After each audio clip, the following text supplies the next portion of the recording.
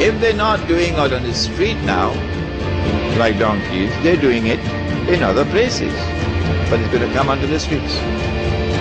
My question to you is, what are you going to do when you're in political slavery, when you're in economic slavery, when you're part of a global society now which is demonizing you, you're losing your jobs, your wife is being abused, and now your children have to see these things before their eyes? What are you going to do? My answer is, if you're comfortable with that, you can stay in downtown Sydney. But if you're not comfortable with it, then you'll be interested in the rest of the lecture. Surah Al-Kahf of the Quran responds and tells us, وَإِذِ اعْتَزَلْتُمُوهُمْ وَمَا يَعْبُدُونَ إِلَّا اللَّهَ فَأْوُوا إِلَى الْكَهْفِ يَنْشُرْ لَكُمْ رَبُّكُمْ مِنْ رَحْمَتِهِ وَيُهَيِّئْ لَكُمْ مِنْ أَمْرِكُمْ مِرْفَقًا. You got to disconnect from that godless world. It is only when you disconnect, فَافْرِقْ بَيْنَنَا وَبَيْنَ الْقَوْمِ الْفَاسِقِينَ, the dua of Musa alayhi salam. It is only when you disconnect, only then will Allah's rahmah come upon you. How do we disconnect? Well, you go back to Bangladesh, it's the same Gog and Magog world order. You go Karachi, it's the same like downtown Manhattan. How do you disconnect? The answer is, you got to get out of the godless cities, because the world of globalization is witnessing the countryside being denuded and the masses moving into the cities, of course, to provide cheap labor.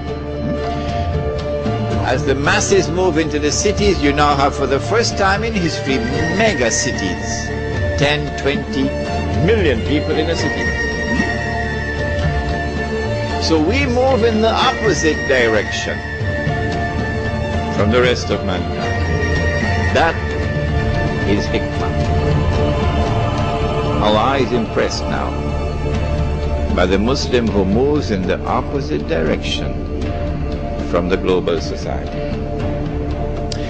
As you disconnect from the godless world and you go out into the open countryside, please don't come at me at the end of the lecture and ask me, are we going to abandon those in the city?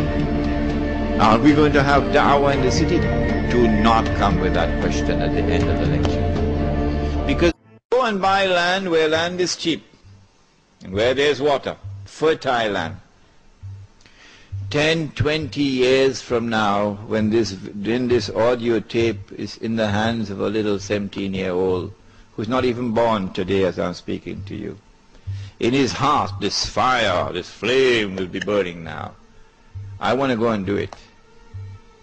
Go and buy land where land is cheap, where there's water. And you're far enough away from the godless world. The farther you are away, the better it is. And go and establish Allah's deen.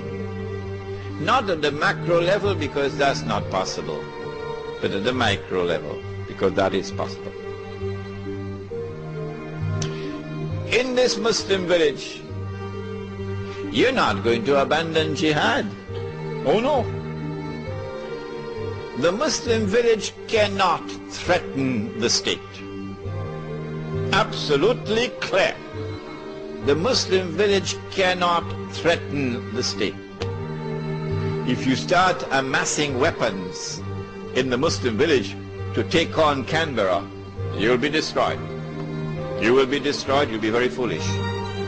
And so the Muslim village cannot threaten the state, cannot pose a threat to the state. Does that mean that we're going to sit down and allow them to come and rape our women? No.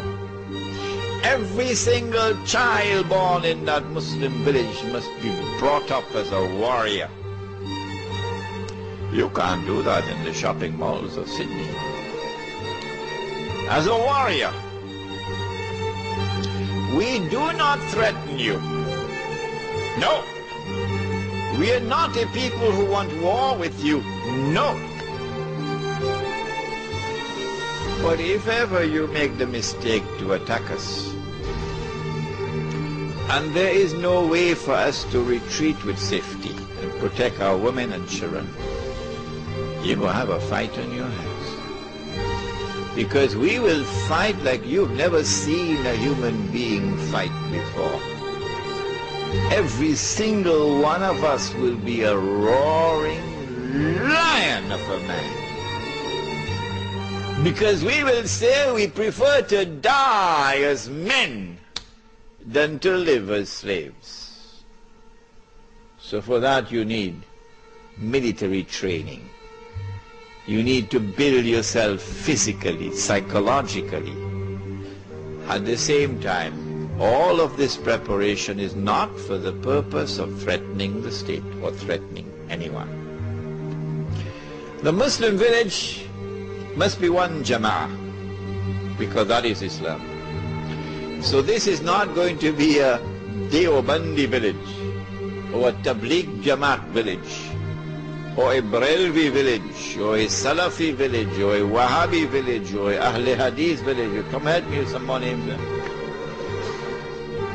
No. This is a Muslim village. For all full-time Muslims. All. Come, brother.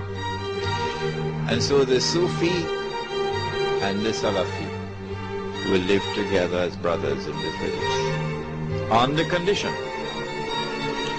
that it must be made absolutely plain and clear beyond a shadow of a doubt for all that insofar as the public life of this village is concerned, please listen carefully, because Al-Arqam movement in Malaysia didn't understand this and they were destroyed. Insofar as the public life of this village is concerned, and insofar as the masjid is concerned, nothing will be allowed unless it is based on the Quran and the universally accepted Sunnah.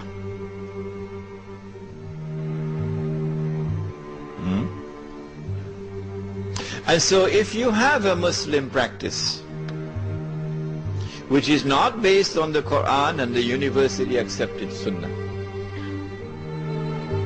and which is manifestly beneficial, like the halaqah of zikr, okay?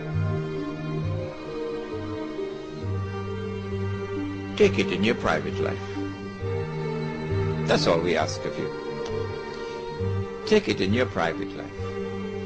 Do not bring it in the public life, so that there will be no cause for fitna.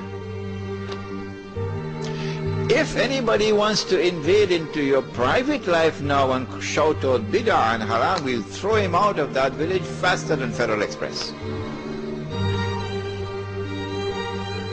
And so now the Sufi and the Salafi, you don't believe me, will live together as brothers in this village.